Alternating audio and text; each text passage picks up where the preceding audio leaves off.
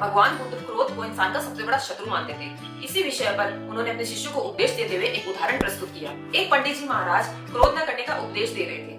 उन्होंने कहा, क्रोध इंसान का सबसे बड़ा शत्रु है। उससे इंसान की बुद्धि नष्ट हो जाती है और जिस आदमी में बुद्धि नहीं रहती वह पशु बन जाता है। लोग बड़ी श्रद्धा से पंडित जी का उपदेश सुन रहे थे। पंडित जी ने आगे कहा, क्रोध बहुत चांडाल होता है, उससे हमेशा बचकर रहना चाहिए। भीड़ में एक तरफ जमादार बैठा था। पंडित जी प्राय उसे सड़क पर झाड़ू लगाता हुआ दिखा करते थे। जब पंडित जी का उपदेश समाप्त हुआ और वह वहाँ से जाने लगे तो जमादार भी वहाँ खड़ा होकर उन्हें हाथ जोड़ने लग गया। लोगों की भक्ति भावना से फूले हुए पंडित जब भीड़ में से आगे बढ़ रहे थे तभी पीछे से भीड़ का एक रेला आया और पंडित जी गिरते गिरते बचे। इस धक्के से वे जमादार से छू गए।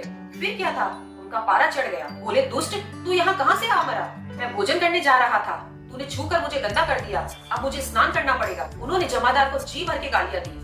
असल में उन्हें बहुत जोर से भूख लगी थी और वे जल्दी जल्दी यजमान के घर पहुंचना चाहते थे। पास में गंगा नदी थी। लाचार होकर पंडित जी उस ओर तेजी से लपके। तभी देखते हैं कि जमादार उनसे आगे आगे चला जा रहा है।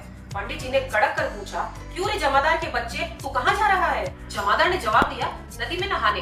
अभी अभी आपने कहा था कि क्रोध चांडाल होता है, मैं चांडाल से छू गया इसलिए मुझे नहाना पड़ेगा। पंडित जी को जैसे काट मार गया।